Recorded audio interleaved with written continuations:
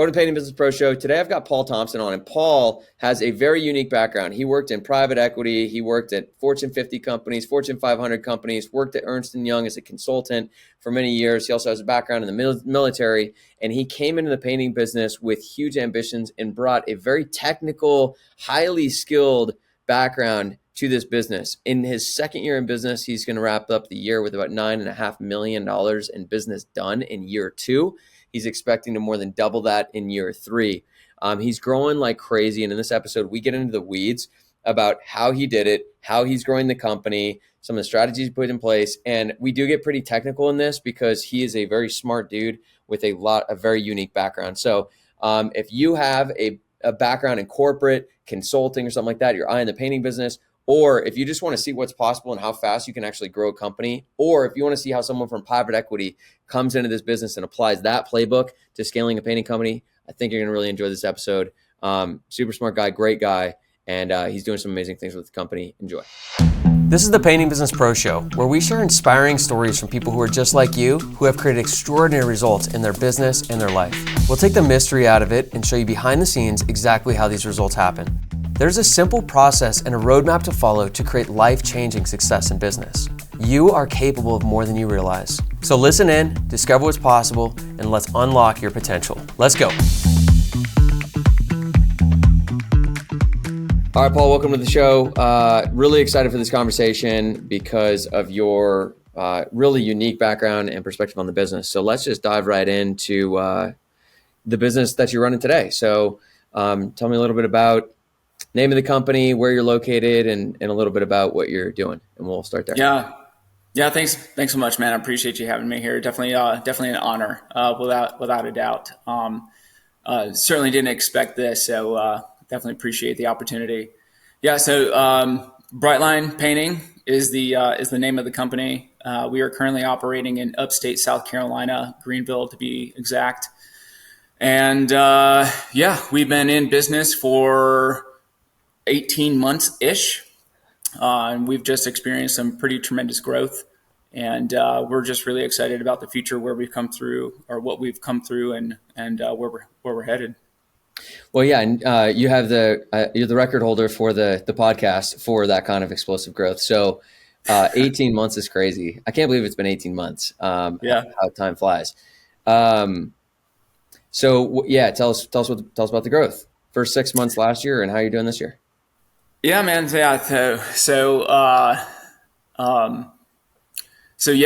last year, so in 2023, I started Brightline Painting, which I'll mention this now, we can bring it up later, just in terms of, the name is actually a throwback to my background. And so I'll just put that plug there. Maybe we'll just go back and visit it. But I thought I was pretty slick when I came up with the name. But I think initially everybody was like, "Are you coming from parking lot striping and trying to do homes? What's going on with that?" So I was like, "Oh, fail." But anyways, so I started. I started Brightline Painting. I think officially the federal ID is like late February. So I typically look back to like March of 2023. So March 2023, we incorporated. I pounded the pavement, nailed my first customer, landed my first customer in April of 2023, and then got my first customer check in May of 2023. And then we ended up finishing the year at $3.1 million. Not bad for year one. For a year, yeah. 0.9 or whatever, 0.7, whatever it was. All right, so $3 million in your first year, and then what are you trending for this year? Yeah, so this year we're on pace to do about 9.5, somewhere between 9.5 and 10 million.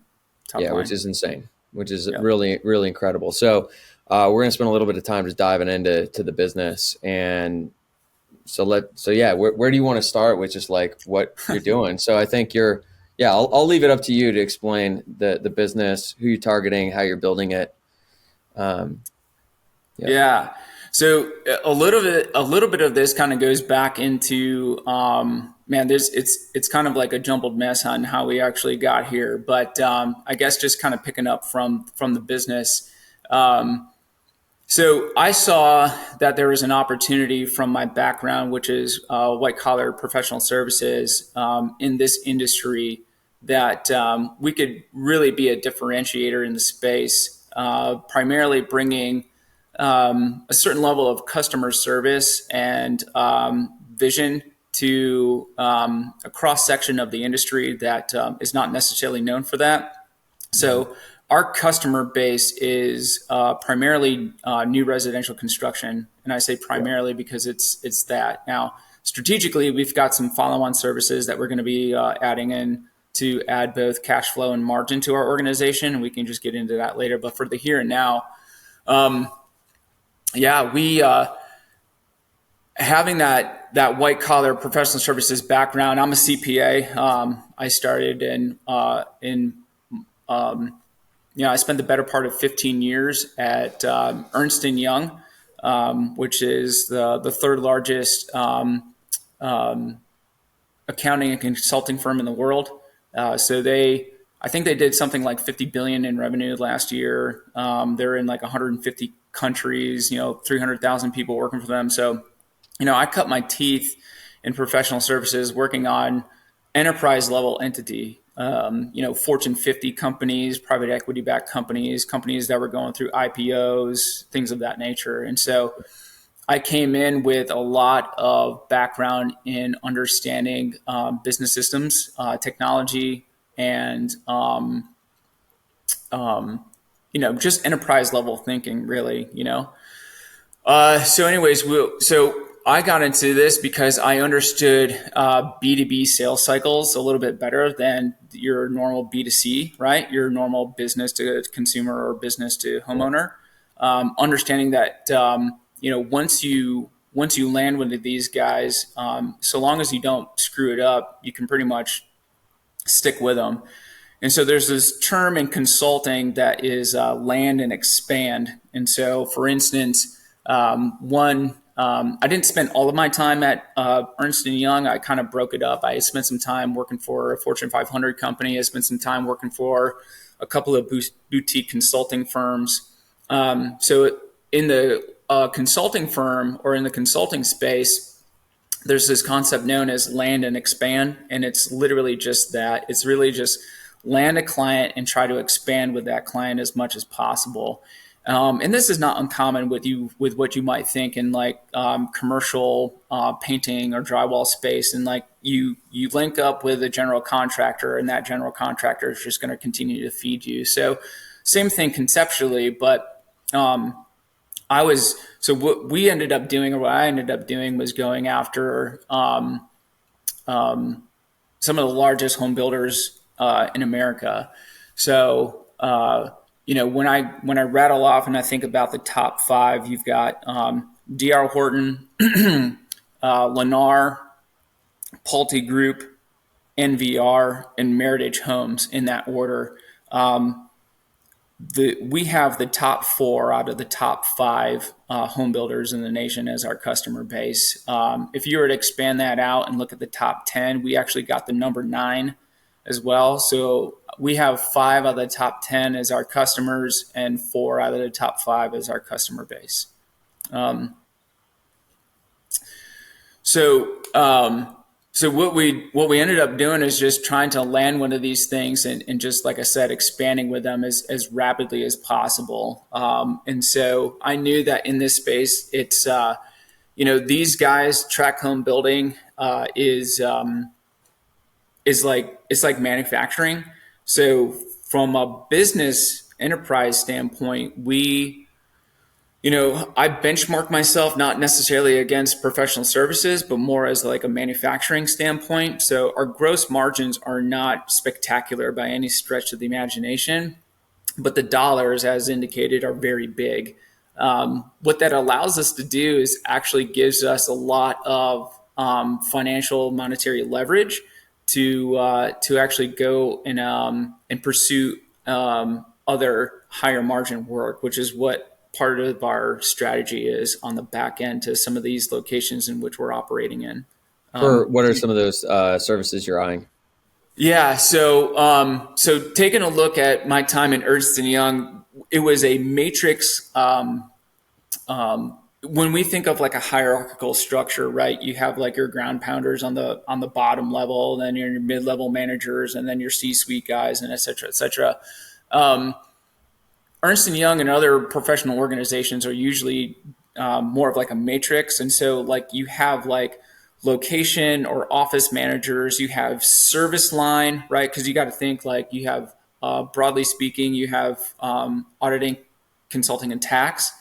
So you have like these three basically like large service lines that kind of move across all of the geographic locations in which we operate, and then even within service lines you have industry sector leaders, right? So you can have somebody that is, banking and financial markets as an industry leader that rolls up into like a consulting service line or something along those lines. And so And Paul, just having for more of like, for people listening, I'll just interject to ask questions because if you haven't figured this out already, like Paul's a pretty unique person to have on this, right? Just with his background, which is, we've talked for like years, and I knew way back before we even started a painting company, like really unique background, really smart with business and strategy, and like it's super unique. So I'll just interject to like translate some of what you're saying to make sure people are just in the painting business can follow. So what we're really pointing out right now is you're laying out the organizational structure.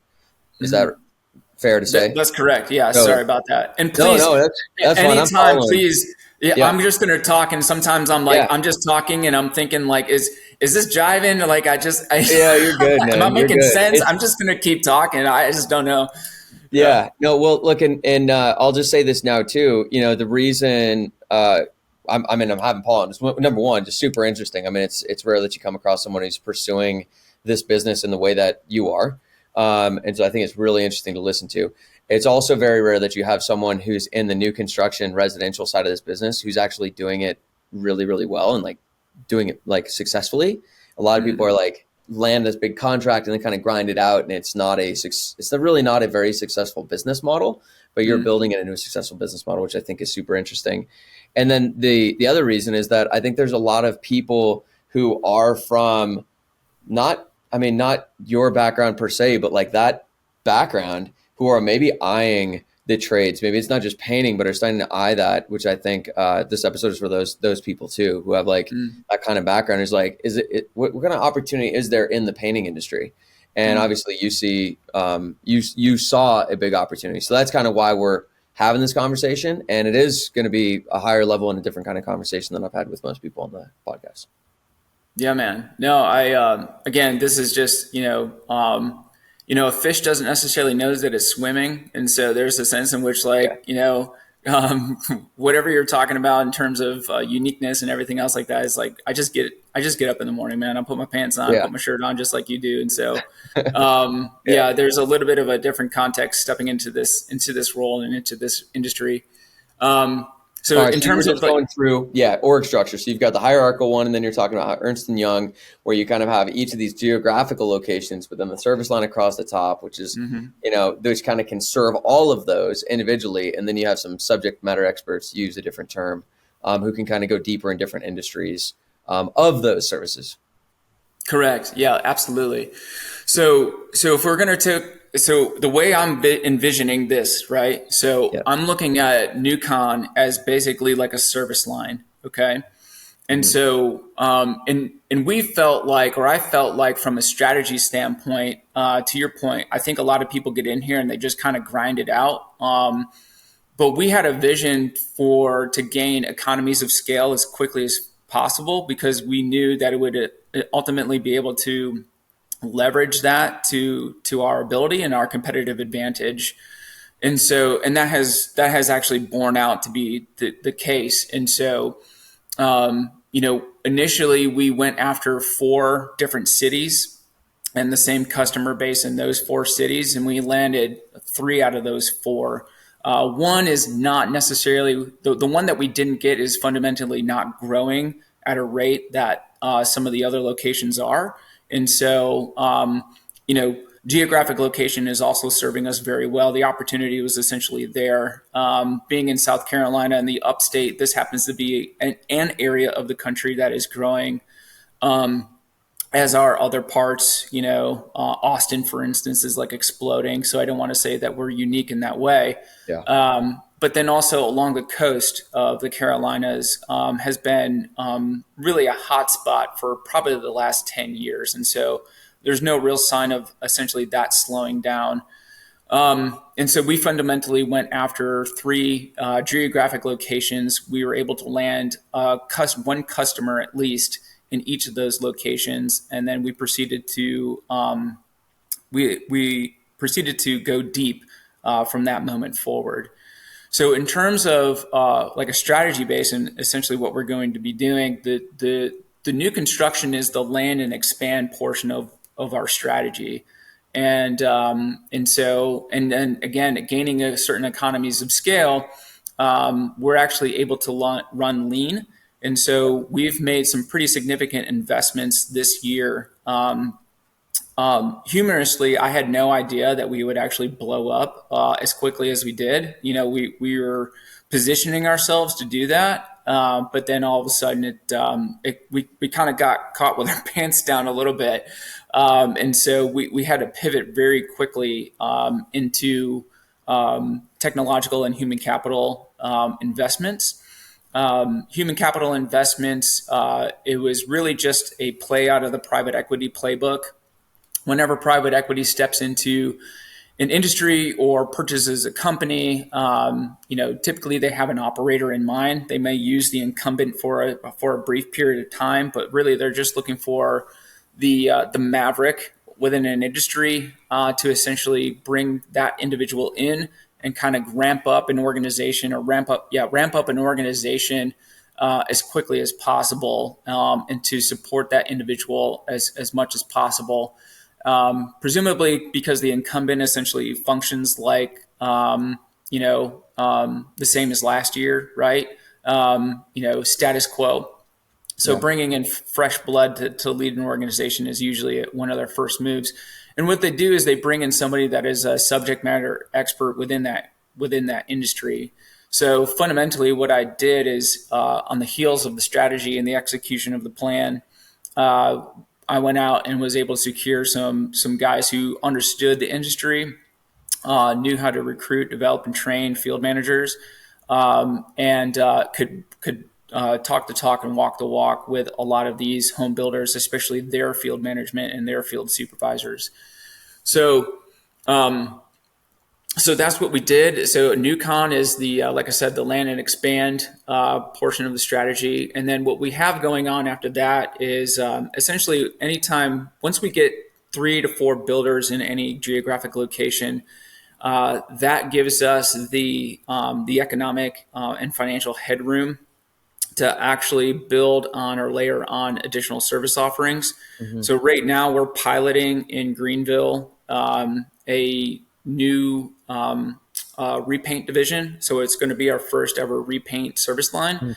And this one we're actually taking a little bit more time with. So B2C sales, it's obviously it's a different volume game, right? But it's higher touch. Customer service is while important on the B2B side, it's even more important on the customer service side. We know at the end of the day, we're working for some 5 stars, right? So what we're doing is we're piloting that right now. We're making some pretty heavy investments in that area, getting some folks, some sales training, and we're going to be doing some ramping up, quick hits with some Facebook marketing to get some flow through the system so that we can test our business processes. How come that was the one? I would have thought you'd do something else that tacks on to the builders already, like drywall or something like that. Why is the that's right. So sorry about that, man. Yeah, geez, I'm just talking. Sorry. So no, you're good. I'm curious why, and maybe you're doing both, but I am actually. Yes, I actually am. Yeah. So that's actually a contributing factor to some of the revenue growth is that, when we went after these new construction builders, the D.R. Hortons and the Lennars of the world. And really, in order to get your foot in the door, you had to you really had to offer drywall as well as a service. So we are not just a painting company. We are actually a drywall and painting company. Okay. We started out as a painting company, assuming that's exactly what we would do or only what we would do. But it became very apparent in order for us to be able to execute well in our strategy, we had to get smart on what it took to do drywall. Got Yeah. it. Yeah. You want to hear a funny story? I was sitting down with the general manager, the regional general manager for one of the largest suppliers of drywall products. They have something like 250 distribution centers across the nation or something like that. And so he's a local guy. He sits here. He's basically over the Carolinas with a little bit of it into Georgia. And gosh, this was either earlier this year. Yeah, it had to be earlier this year. I think it was back in the spring. And he had grown up. He had started out like as a drywall delivery guy and just kind of moved up from there. And kudos to him for sticking with it and whatnot. So he's talking to me and he's like, "Well, how long have you been in the drywall business?" And I thought back for a minute. I was like, "I don't know, about like 10 months." And he's like, and he's like, "What?" Because at that time we were probably buying about $50,000 worth of product at the time. We've since we've tripled that now, but Per week, per month, per year? month, 50,000. About at that point with his organization, we were at about $50,000 a month. We're triple that right now. Yeah, I mean, it's really rare that you have someone. I mean, this whole industry, drywall too, is dominated by. I don't know this as much about drywall, but it's dominated by a lot of smaller companies. Mm-hmm. There's not a lot of huge companies doing this. So, what did you do to be able to get? Because you're not just doing a shitty job at this either. I know from some of the conversations we've had in the past about all the touch points, your process, approaching this like manufacturing, which I think is a really interesting view. I mean, you're doing it really well. How were you able to go to not only this scale, but also like getting the systems dialed in to do this well so quickly? Did you go straight to hiring the right people?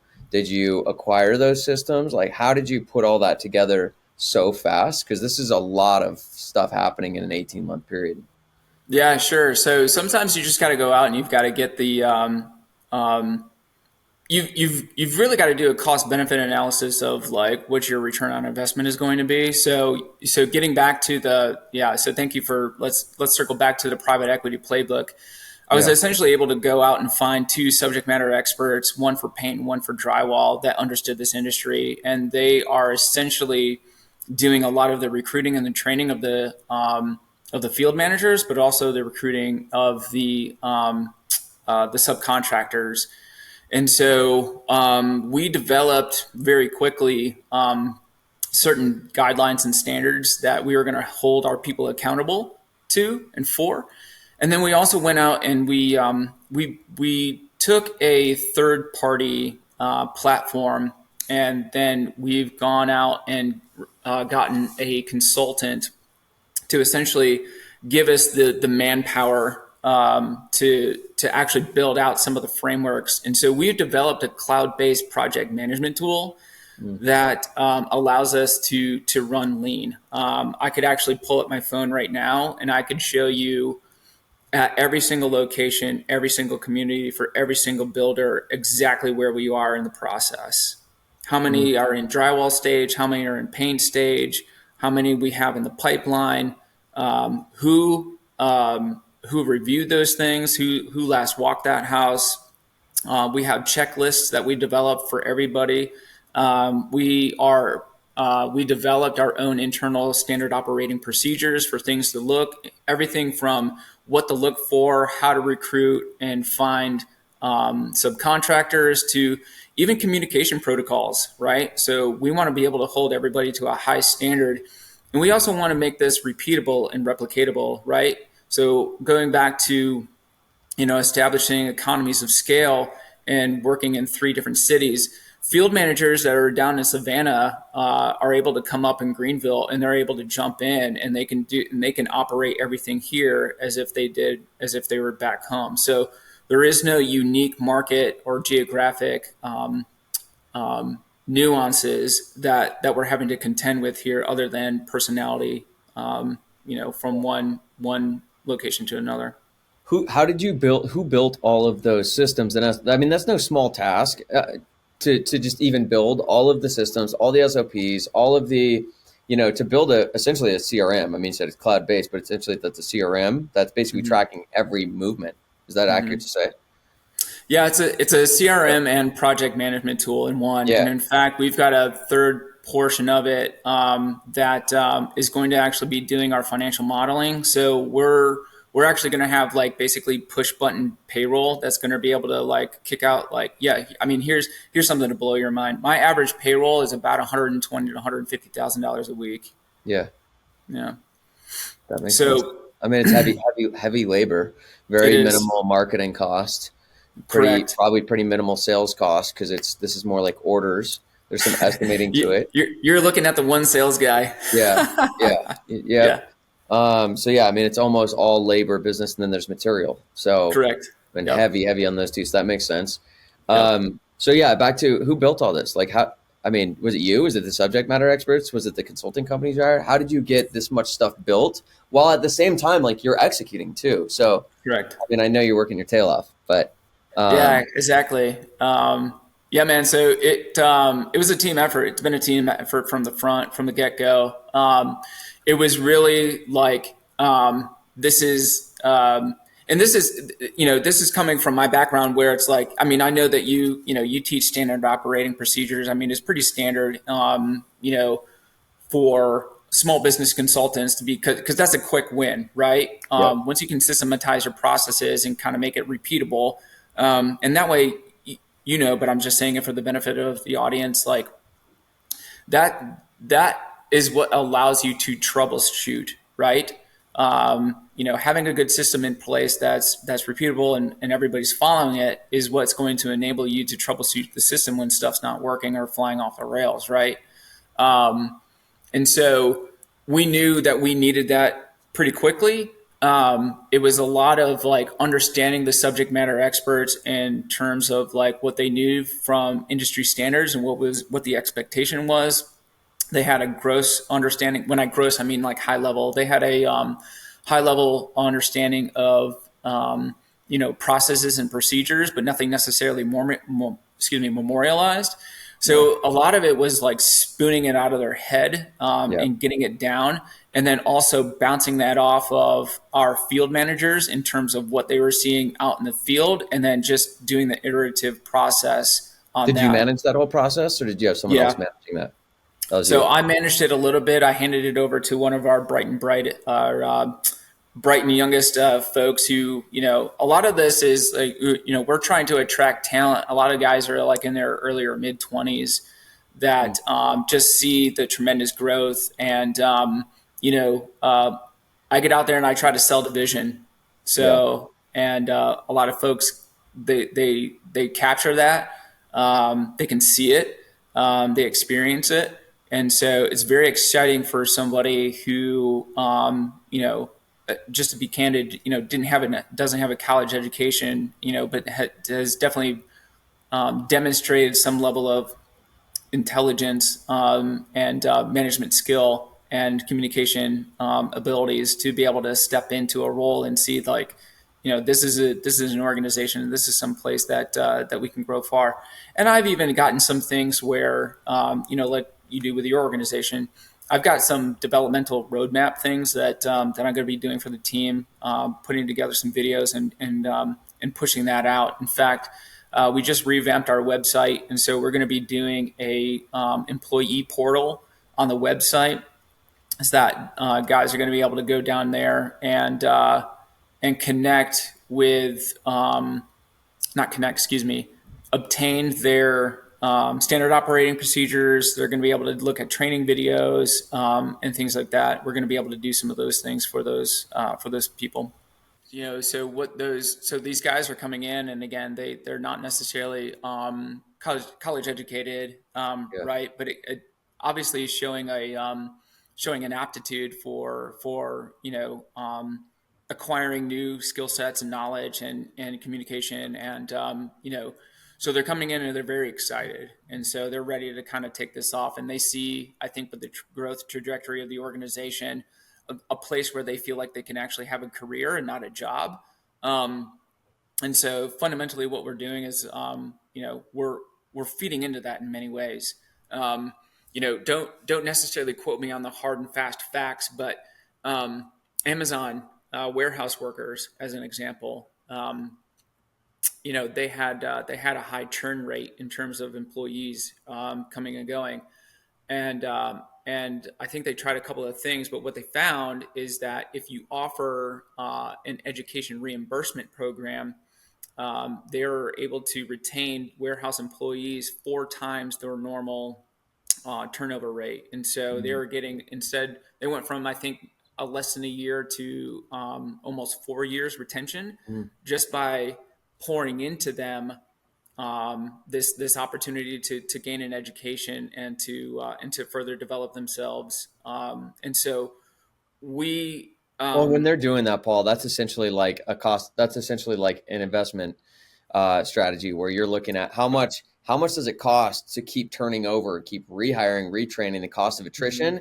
compared to the cost of retention, and that's essentially the Exactly. analysis they're doing there. Yep. Yeah, Yep. No, 100%, man. 100%. Yep. So, and I try to look at the positive side of that as well, yeah, because coming out of Ernst and Young, I think one of the things that made it very difficult to leave that organization was how much they actually poured into me. Just an unbelievable wealth of knowledge and experience in just a short period of time, really. And they experience their high churn rate too. They hire 2 college graduates knowing that they're going to lose one of them in less than 2 years. And their average churn rate is somewhere between 20 and 30% a year. And last time I knew, their average age of their employees was somewhere in the late 20s or something like that. So, all knowing that type of thing and knowing that there's going to be some kind of churn, we want to be able to bring in experienced guys, or not experienced guys, hungry guys who yeah, kind of see the future and the benefits, and that we take their development very seriously. And so, as I said, I got something of a development roadmap, and we'll be pouring into them an education package as well at some point. I don't know yeah, when, but we would love to be able to retain that knowledge further and get them into more mid-level, even upper management, if we can, yeah, if we can make it work. yeah. They gotta do their part. Yeah, exactly. So you basically, so if we go all the way back to the beginning, so I can just like paint this picture for everyone. So you essentially start the business in March, land first deal in April, where you land the deal, and did you hire anybody right away? Did you like run those first jobs? Just Yeah, so yeah, exactly. okay. So for the first in Greenville, I had the 2 subject matter experts were down by the coast. I had one in Charleston and one in Savannah, because those were the other 2 markets that we got pretty quickly. Mm-hmm. And so essentially, I was running Greenville, Yeah. and I was selling by phone and video conference, trying to land all these other deals. Well, those guys were essentially running those 2 locations, and I was leveraging their subject matter expertise to get over some of the higher technical matters that I was facing. Right, like, if I see paint doing this on a wall, what do I do? Right. You know what I mean? Things Yep. like Yep. Yep. things like that. That's probably a very Was this elementary. was this using are you using a subcontractor model for the labor or employees? Subcontractor model. Okay. Yeah. All Yeah. right. Great. Because in this organization, especially with the, it's consistent in that it's year round, but it can be inconsistent from Week to week, month to month. week to week. Yeah. Exactly. And it's Yeah. definitely a very much like a boom and bust.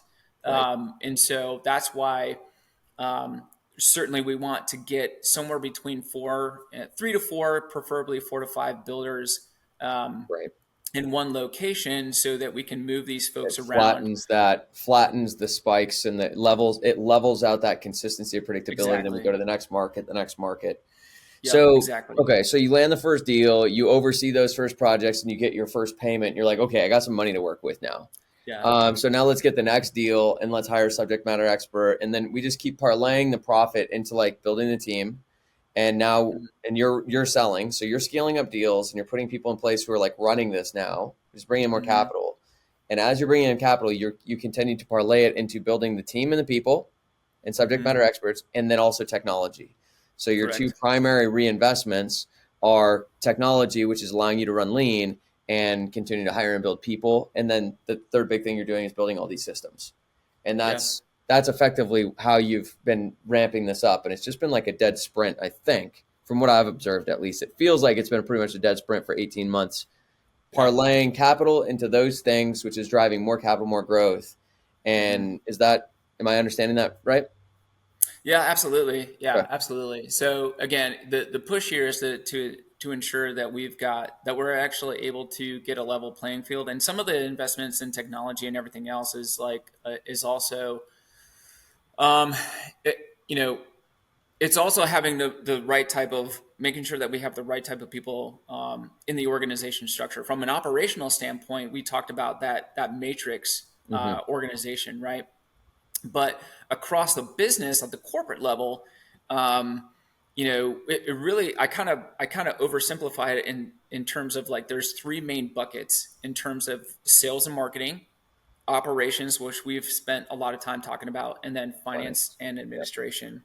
And so about 3 months ago, and then me being the CPA accounting background, I've been running my own finance and administration and sales, and kind of doing Right. the chief operating guy, right? So I've been wearing way too many hats. So the easiest one to go out in terms of a talent perspective is like you don't want to give up. You don't want to give up sales and marketing to somebody else unless you know what I mean. Yeah.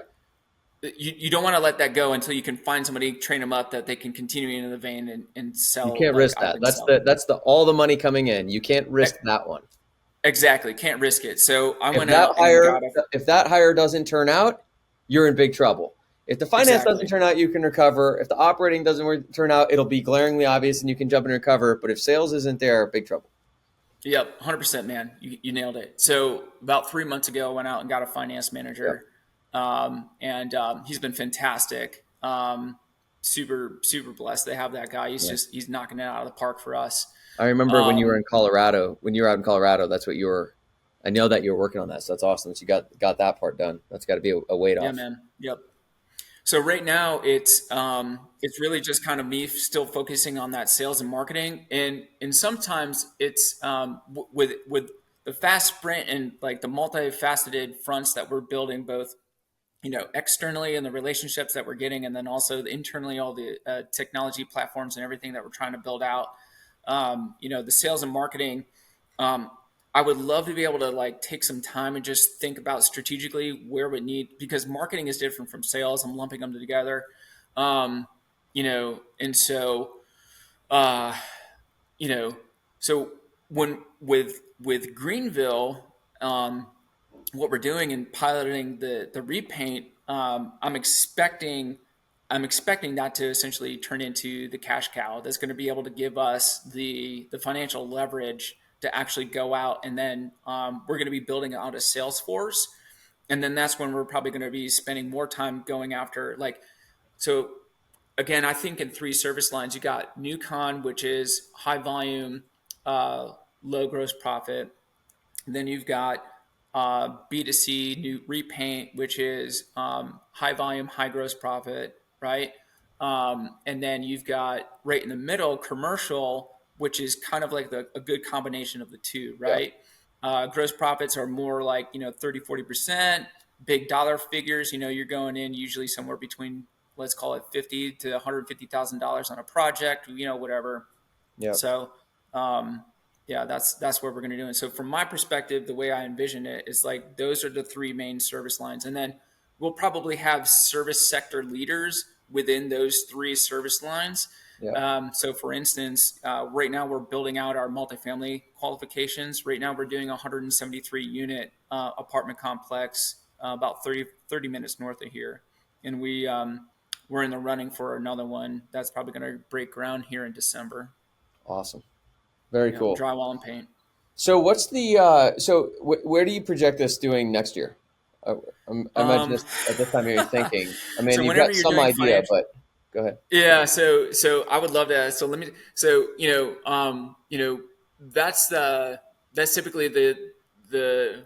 So here between now and the end of the year, what we're going to be doing is we're going to be having conversations with our customers to figure out what our allocation is going to be. I have some semblance of I know what's going to be coming in 2025, but to the degree that we can, I'm going to be going back and saying like, okay, what is it that you're actually going to be giving me? Because I'm going to force their hand. That's another thing too. Is like part of the success that we've had is that I'm sitting across the table, the conference room table, from these guys that are in corporate America, and they're talking to another corporate individual, and so has really been to our advantage in many ways. And then when I kind of lay out what we're doing operationally and the investments that we've been making in some of the procedural things and some of the technology things, it's been it's I think it's fundamentally, now I haven't been in the room when they're talking to somebody else, but I think it's fundamentally a different conversation than they're having with almost anybody else. Yeah. Um, so so where are we going to go? So looking at typically you want your financial planning and analysis guide to kind of take a look at that. You know what I mean? You could do like a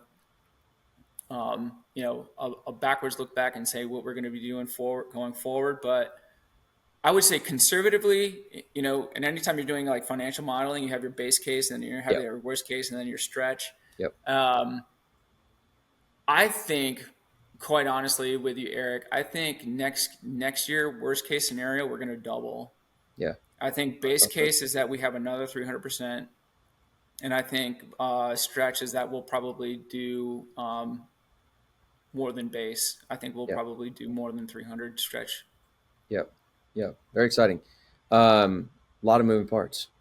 A Yeah. lot of moving parts, but also, Um, I mean, it's exciting. It's super super cool seeing all that. So, is Yeah, the and I'm yeah sorry, one more comment on that. There's I think one of the things that kind of caught us by surprise is that, whenever you go to double, and I can't remember where I read this or where I saw it, there are mathematical models that say like whenever you go from like 1 to 2 or 2 to 4 or 2 service offerings, 4 service offerings, whenever you double either location or service or product or whatever, you don't double the complexity. It's not a one-to-one correlation. You actually increase the complexity of your organization by like a factor of 12. And I would say that for us, that was probably the steepest learning curve. yeah But we're now building it out such that we are anticipating that level of complexity because on why I'm saying that we can grow that rate is not because we're necessarily going deeper in our other markets, but we're actually looking to add 2 to 3 more locations in the next 2 to 4 months. And so we're right. now Figured. forecasting and expecting that level of complexity. And so now we're playing a little bit of a different game that we're going to be out in front of it rather than trying to play catch up. Well, and I think that that's probably one of the biggest errors in judgment that we see, that I see in this industry for most painting contractors is, and most business owners is, like not realizing that, not seeing the things that are going to get more complex as the business grows. And so just not planning for that. Like you need that much stronger of a foundation. You need that much better of systems.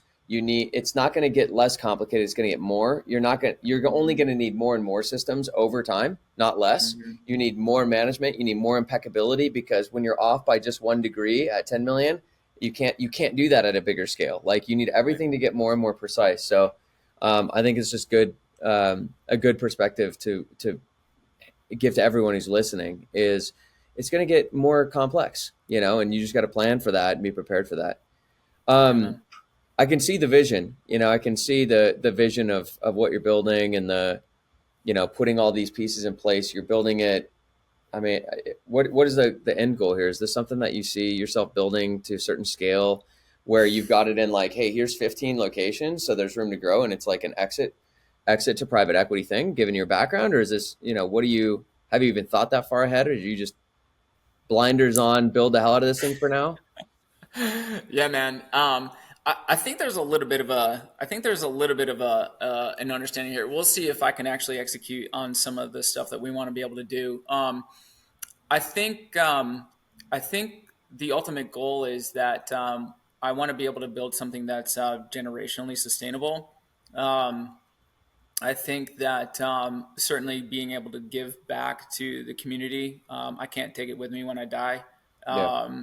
Um, but honestly, a large portion of why that, not the only portion, I don't want to, there's not everything that I'm doing is necessarily altruistic in some sense. I wanted to be able to build a business to buy back my time for sure. So this is just like a short-term pain for a long-term gain if we can execute correctly. Um, but this Well, and Paul, business is you're probably not too far away from actually having the growth and scale to actually move yourself into much more of the just a leadership correct. position. I mean, you've got the CFO, you need a good operator.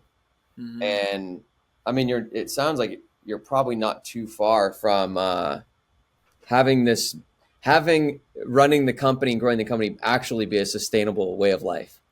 Correct. Yeah. And so, I think, truth be told, is probably if you look at multiples on exit, right? Of a service-based industry, probably the best I'm going to be able to do is maybe 2 to 3 times, 2 to 4 times within that window um, on seller discretionary earnings. And so, there's a part of me where the two follow-on service offerings are going to have to get ramped back up pretty quickly. So, and we've got, from a timeline perspective, any new market that we're going to be entering into, the goal is to once Greenville is piloted and we've kind of worked out some kinks, we're going to go down the road, test this in a market for which we're not operating in from a new construction standpoint. But that's still somewhere close to the way because of the high touch nature of what we're doing. We want to be able to make sure that we can set this up in like a remote environment, if you will, Right. with the lack of founder oversight, and assuming that we can work out the kinks pretty quickly there. It's really just a roadmap of these follow-on service offerings within 12 to 18 months out of every new location that we open up. And so that's kind of the vision. Now, again, going back to the multiple factor, the expansion of seller discretionary earnings. Also, whatever you're going to do, there's this industry kind of like bias towards like a certain multiple within an industry sector. Um, so because we don't have assets, right? Right. This thing just generates cash, and so it's going to be taking that cash and probably diversifying into other service-based industries or hard assets. Here's a humorous example, but I'll just use it as an example. A lot of these national builders will partner with private equity companies, and they'll build entire communities that are build to rent. So, maybe being able to pool resources together and say, have DR Horton build me a community. You know what I mean? Right. Whatever. I'm just saying. You know what I'm saying? Right. But essentially, diversify or parlay that cash, as you mentioned a moment Right. ago, into appreciating assets of some kind. So while we're talking about this, there's I don't have the numbers. I didn't pull them up before because I just thought of this as we were talking. But I just saw something from a Harvard article around, I think it was Harvard Business Review. All of the private equity pouring into the trades.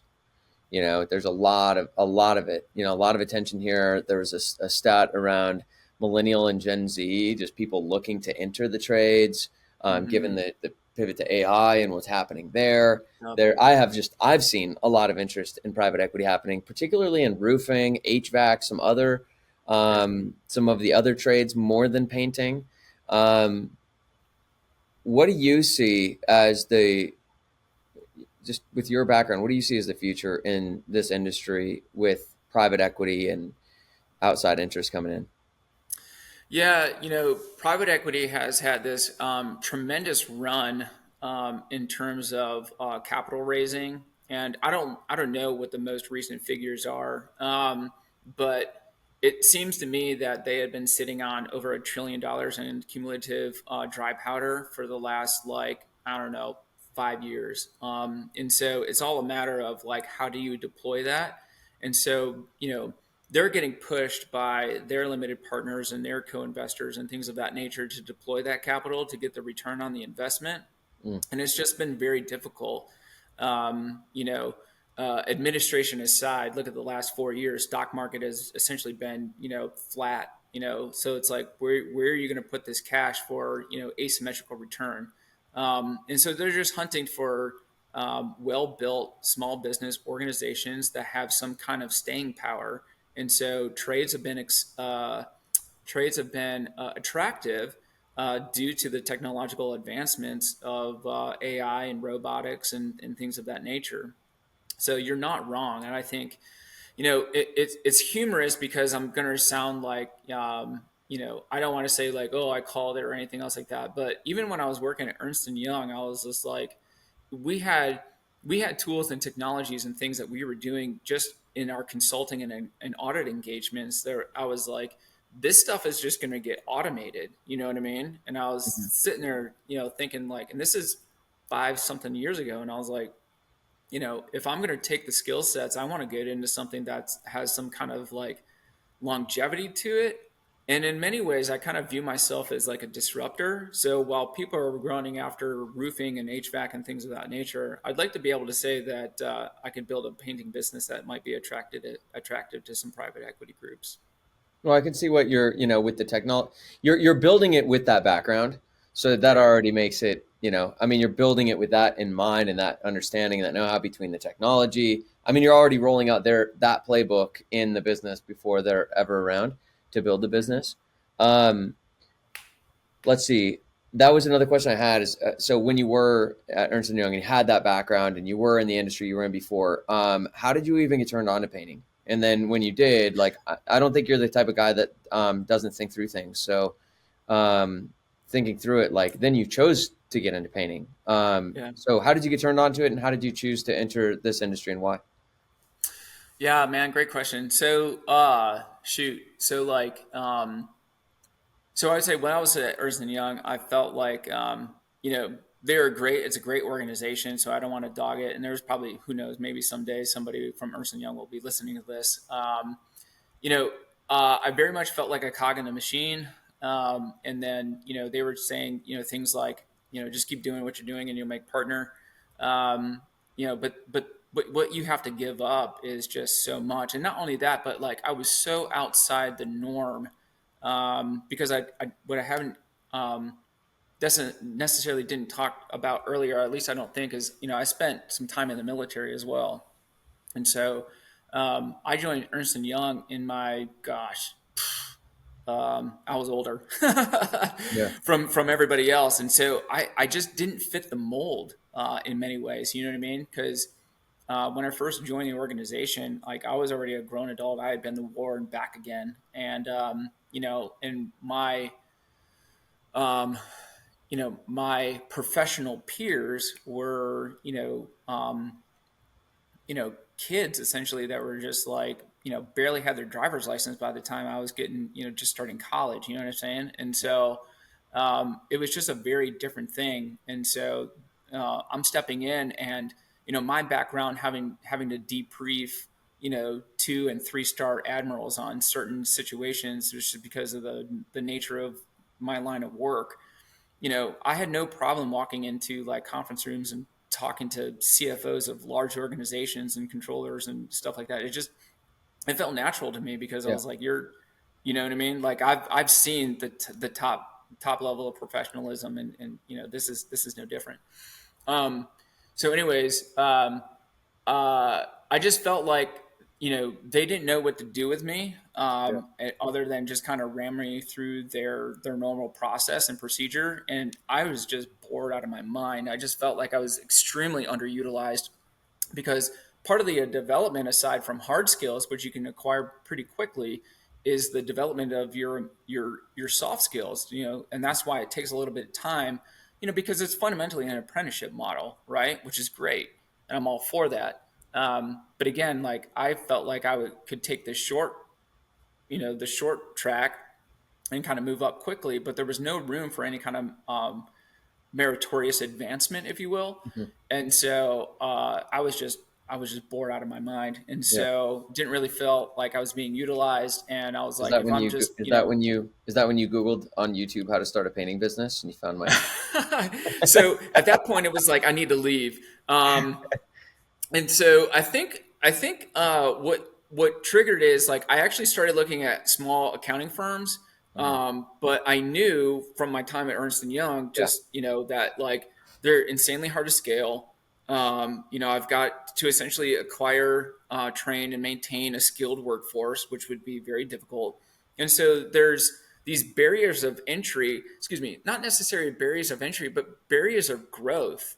And for me, I like part of this frenetic activity, like going in, parachuting into an organization and just like solving problems and like just like fixing stuff. Hmm. So part of what I did, again, just like from my time in consulting, it was like I would go in to these private equity backed companies that were recently acquired and essentially help them stand up their accounting and finance functions and get their business process alignment going on. And, we were very much like very dependent upon or leaned on to provide this newly formed entity, which could have been a little more than a business unit carved out of a Fortune 500 company, and we're teaching them to be their own self, right, their own entity. And so it was very exciting. And again, being around that industry, private equity players, and seeing some of the playbook was very attractive to me. And I felt like at that point, buying something and kind of scaling it was going to be a great way for me to be able to live the life that I wanted to have.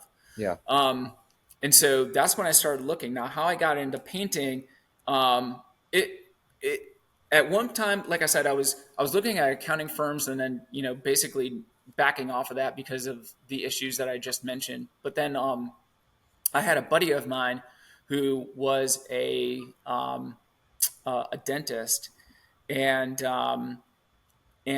because of health reasons, he had two locations, two practices, and because of health reasons, he had to sell both. And so he was flush with cash, and he was like, "Well, what am I going to do?" So he actually ended up buying a cabinet making shop.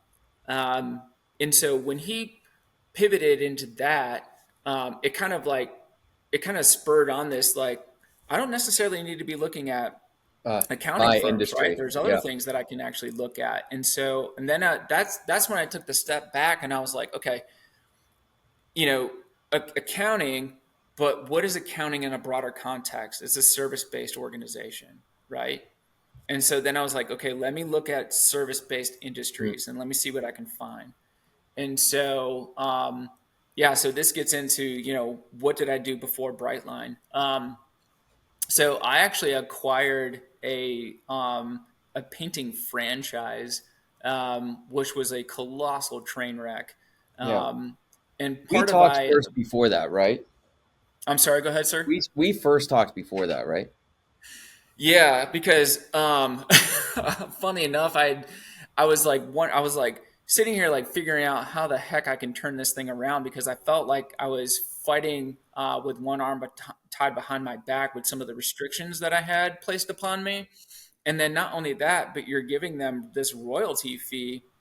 Um, but part of the reason why I bought the business to just to say is like it wasn't necessarily a lot of people buy into the franchise because they're getting like the tools and the platforms and the training and all that other stuff. And I didn't really care for any of that. I just felt like I knew what I was doing in terms of that. And I'm not trying to be arrogant in that way. It was just more of the along the lines like the financials actually made sense. This Yeah. particular individual, he was in the top 10 for this particular franchise, and so he was cash flowing over 300 grand to himself. And so and it was also in a remote location, which probably not the best idea, but anyways, so this so I was looking at this thing and it was three hours away from me, and I was like, okay, if he's got $300,000, I was like, and this was during, before they started jacking up the interest rates. And so I was looking at this thing going like, even if even if we do a base case and interest rates go up to X, because I had to bring a little bit of money to the Yeah. table, you know, worst case scenario, I'm going to be looking at like $100,000 in debt service. All right. So I'm like $100,000 in debt service. Worst case, I've got to spend $100,000 in, um, in a good Well, project Paul, just manager. sorry to interrupt you real quick. So just to cut through this, essentially you bought the franchise because you just did the math and you're like, this just makes sense financially, right? Sorry. Just Yes. for Yeah. not Sorry to just cut for it. people listening. So and then that didn't work out because what was the fundamental? Because then you end up getting out of that. Yeah. And what was the main reason you ended up getting out of it? Because then I remember when you were talking, you were getting out of that and but I want to pursue the painting business and trying to figure out how to do that Hmm. over in other places while you're getting out when it's kind of messy there Yeah. for a little bit. So why and how did you get out of that ultimately? I don't think I ever asked you how you ended up actually. Yeah, no. So fundamentally, I was taking I took one of the key subcontractors that we had. That too was operating under a subcontractor model, Yep. and so I took one of the key subcontractors who was doing a large portion of the business, and essentially said, gave him a sweet deal. I was like, look, no cash out of pocket. You assume everything. Just kind of you assume, Mm. sign up, say that you'll take on the bank note and everything else like that. We'll get it squared away with the franchisor. You take this, I hand you over the keys, you get everything, I walk away, and we're done. And Oh, it nice. took some convincing from his side. I had to put a little bit of money in there to kind of sweeten the pot a little bit, but Yeah. the benefit to that was like now this is thing You're free. is I'm free. Yeah. You're free. Yeah. That's awesome. Um, the last thing, the one thing was so why did you choose painting? What's the opportunity So you saw in this industry? so it's insanely scalable, like, and that was super attractive to me. As I said maybe a moment ago, or at least insinuated, some hyper growth. I like the frenetic activity where I Yeah. can parachute into That something and kind yeah, of by the scale way, it. that clarifies some things. Oh, You're like, I like the parachute, I like the frenetic activity. I'm like, yeah, okay, that's if anyone's listening to this, I'm like, man, that's like a lot. Like that makes my brain explode trying to keep all these moving parts straight. When you said yeah, that, it like sorted some things out for me. yeah, nice, yeah. Yeah, I think at the end of the day, it was like, I like to be able to solve problems, and I think I think just the inherent scalability of the organization, of the Yeah. industry is incredibly attractive. And again, this is not to necessarily step on anybody's toes, but it's like, you know, if you are, and you don't have to come from a professional services background. I think that gives me maybe a little bit of a competitive advantage, but you don't necessarily need to have that kind of background to step into this arena. And if you are laser focused on customer service and offering a lot of a high touch experience, it's not going to be difficult to kind of get into that, that upper quadrant of service providers in your Yeah. area. And so I felt like we could come in, and I could come in and I could build some processes around this to give kind of like second mile service to customers who are kind of just dealing with folks who may or may not show up, and Right. and offer them something of a white glove service in an industry that's not necessarily known for that. Hmm. Is that what you feel like has made the difference for you with all these builder relationships you have? Is just you land them and you keep them because you're more organized, you have better process, and you're just delivering a better experience to them. Yeah, 100%, man. Yeah. Yeah. So part of the technology investment that we've made is that I can actually invite them into our platform, and they can actually look over our shoulder and they can see exactly what we're doing, and they can send notes to my people. We can send notes to them. And so not only is it a project management tool, and we also leverage it for some of our financial management and modeling, It's but communication. we actually elevate our customer experience Yeah. by having it. It's great, man. Super cool. I think a couple things I'll summarize, and then just any last words, for you to share that you'd want to share. Um, one thing I'd want someone to take away from the conversation is just to open people's eyes, I think, to like what's possible and the opportunity that exists in this industry, for one. Mm-hmm. The second, is like there's a lot of technical. I mean, you've just got to, like you said, it's the water you swim in, but you have a really unique background. And I think just hearing like some of these principles though that I'll underline. One is hiring of subject matter experts. I think that's huge. Like, you listen to this, and I think a lot of people are really limited in their thinking in our industry with who you can hire. It's like, I can't even find a good painter. It's like, no, no, no, you can find people who will build divisions for you. Yeah. Which obviously you had to do. Like, you couldn't have had this kind of growth if it wasn't going out and recruiting great people. And there's just brilliant people out there.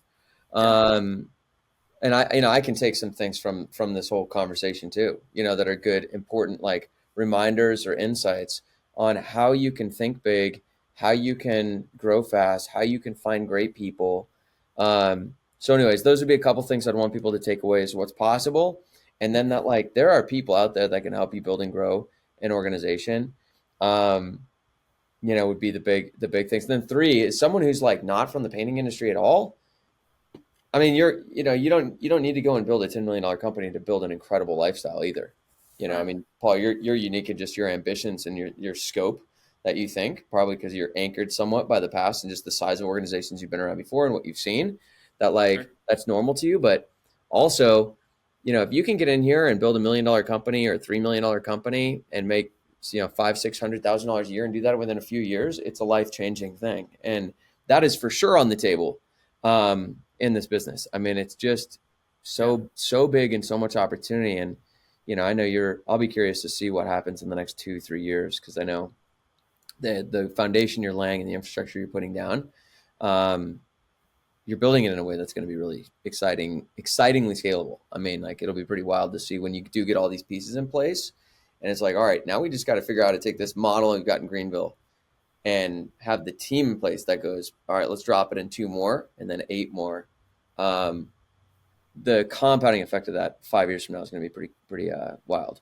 And you said a Amen. lot of times, if we can execute it, and I think you'll you will, one way or another, maybe not the way you envision it now. There might be some other hiccups and tweak it this way, but I think you've got a pretty good track record for executing so far. Yeah, man, you gotta. Yeah, there's a little execution risk for everything, and I think the encouragement to everybody who is listening to this, you listening in a podcast and reading a book is a riskless endeavor. You gotta go out there and you gotta take some calculated risks in order to have that reward.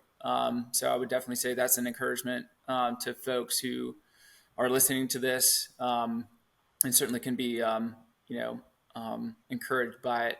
Yeah. And then yeah, there's and I say that because there's execution risk in everything. I didn't necessarily get into the fact that like it hasn't been all peaches and cream. We've gotten Yeah. fired before, and that's fine. And I'd say one of the lessons, you know, there's a good possibility that you're going to lose money doing this, right? At some point, I've probably lost probably close to 100 grand, in terms of setbacks. But losing that has given us, it was necessary for us to learn the lessons to be able to propel us forward. And so one of the ways that you can get over that, because I think a lot of people who are afraid of stepping out on that entrepreneurial endeavor is like um, the thought of losing, the thought of not making it. But you got to dig down deep until you hit true grit and you find it, and then you launch from there. But I would say, one of the probably the best known stories in probably the whole world in terms of like overcoming giants is David and Goliath. But the broader picture of that story is that David encouraged himself by actually recalling that he had already taken out a bear and he had already taken out a lion before going on and taking out Goliath. And my point there is that I think we've kind of already categorically endured some hardships in our life that we could probably take that next step into the entrepreneurship and succeed. And but you got to keep going. You got to keep going. Yeah. Awesome. I love that. And I think it's a perfect way to wrap up is, and what I want to underscore is that you listening to this, you said listening to this is risk-free, but nothing changes if you don't act. Nothing changes if you don't act. And yeah, well said, man. Yeah. So Paul, acknowledge you for just the ambition, the audacity, the fucking going for it. And yeah, I know it's not all been peaches and cream and all success. It's been a crazy 18 months, but cool to see what you're doing. Thanks for sharing everything you had to share today. So I really appreciate you doing this. Eric, thanks so much for having me on, dude. I really appreciate it. It's been a lot of fun. So Thank you. Cool. All right. We'll talk soon. All right. Thanks, man. Peace. Hey guys, thanks for listening to the show. I hope you found it valuable. We make these episodes in the show for you, truly. So your feedback is super valuable to us, whether it's, things you liked, things you didn't like, what you want to see more of, what you want to see less of. Any feedback you can give us is going to be super helpful as we continue to evolve and improve the show over time. And if you want a copy of the Fast Growth Roadmap for Painting Contractors, which really simplifies the steps you take to building a business, we've got that resource for free for you. Just check the description or the bio where you're watching or listening to this episode, and you can just click and download that for free, and it should help give you a good roadmap for how to build and scale your business like the people that you're listening to on the show. So thanks for listening in. We'll see you soon.